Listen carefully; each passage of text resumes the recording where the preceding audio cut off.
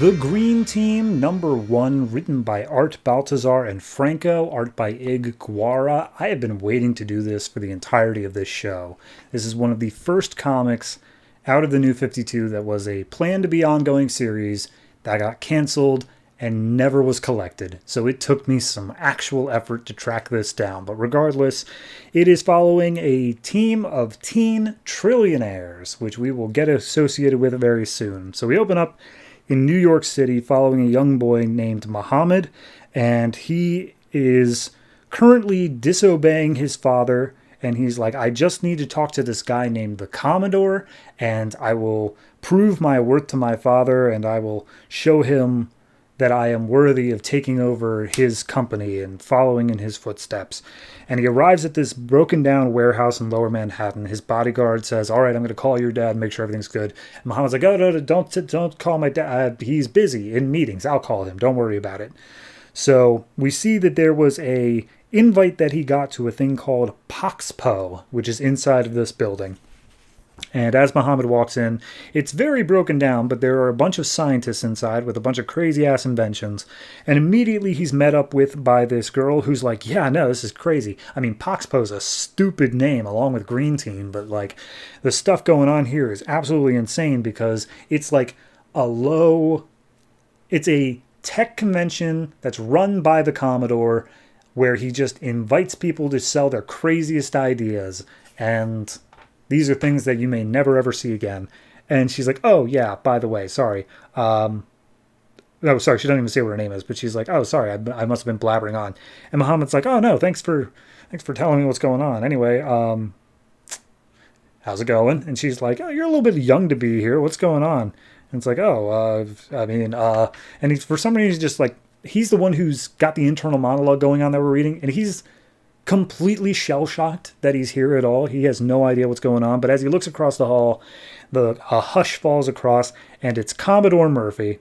He is a kid with like billions of dollars, and he is just looking to sell it on any sort of like science cool startup things he can get. And immediately the girl's like, oh my God, you're one of his groupies, aren't you? And Muhammad's like, no, he's really cool. So at that point, she calls over to Commodore, and her name is LL, which is the sister of one of the other characters there. We'll get to it. But they're all just like, oh, yeah, hey, who's your friend over here? And she's like, oh, this is Muhammad. And immediately Commodore's like, oh, yeah, I know who you are. Did your dad send you? And he's like, well, and he's like, okay, you snuck out here on your own. And Muhammad is basically like, yeah, so I'm here for a reason, but even if my dad doesn't know, like, how do you know about me? He's like, oh, I know a lot about everybody. And his full name is Prince Muhammad Katani, and the other people in the Commodore's group are Cecilia Sunbeam, who is an actress, and a cowboy-looking guy named J.P. Houston, who is big in oil bonds and stuff like that. So everyone got their money different ways. So, and the girl, what's her name? Lucia Lynn Houston, who is the little sister of J.P. Houston. So at that point, she starts laying it off just like, oh yeah, no, Commodore, he's big on tech. He's absolutely crazy on it. Anything that's super high tech enough, he'll totally fund. And so they walk around just looking at some of the exhibits here at the expo. One of them is lasers that apparently like you can control via an app on a smartphone. And so he uses the Commodore's phone to say like, yeah, you can use this to like do a medical procedure while you're on the other side of the globe. And he's like, oh yeah, that's super awesome. I'll go ahead and fund that. And he's like, oh, thank you so much. So at that point, we get the explanation that while he is rich, he has billions of dollars.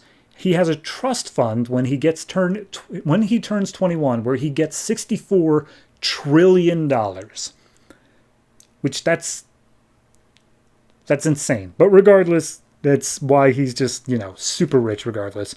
So then he goes to the next one, and it is a car that is powered by the internet. And the way they explain it is you just pick a stat, any stat, like YouTube views or likes or subscribers, and the car can just run off that if you keep on getting enough. So immediately Cecilia's like, "Ooh, this would be great for my Instagram page."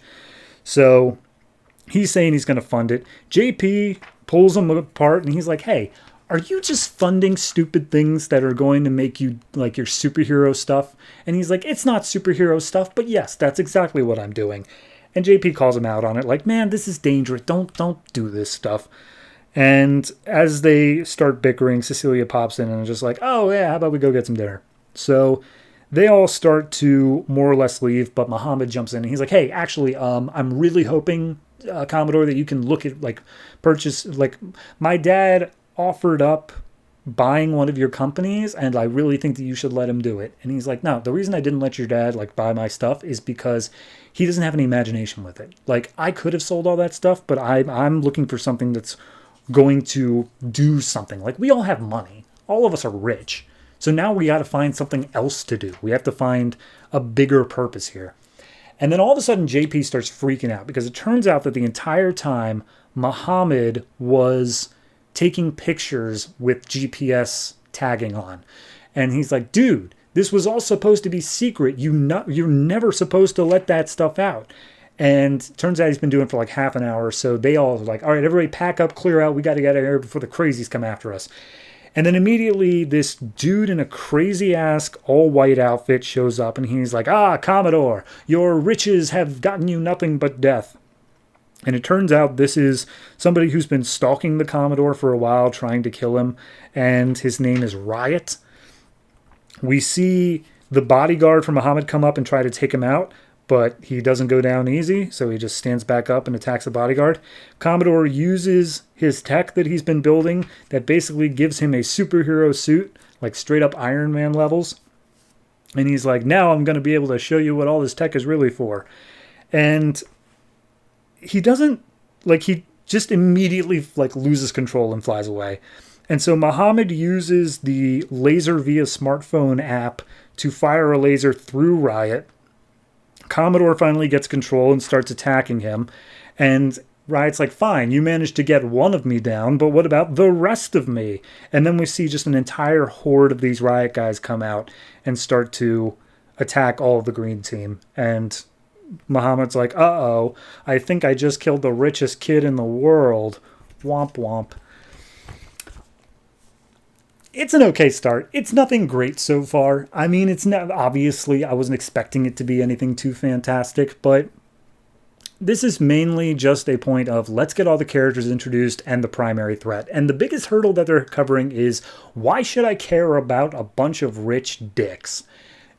And I feel like they did an okay job where they're like, look, it's the Iron Man thing. You have enough money, you use it for a good cause. However, they didn't quite cover the hurdle of making me think he's doing it for a good reason rather than he's just bored. So once they manage to cover that hurdle, I'll like the team a bit more.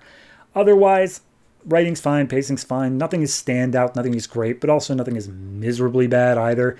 I think the biggest issue is that it has to introduce like 6 different characters all at once, and nobody's getting the time they need except maybe Commodore. So I'm going to give this one I'll give it a 6.5.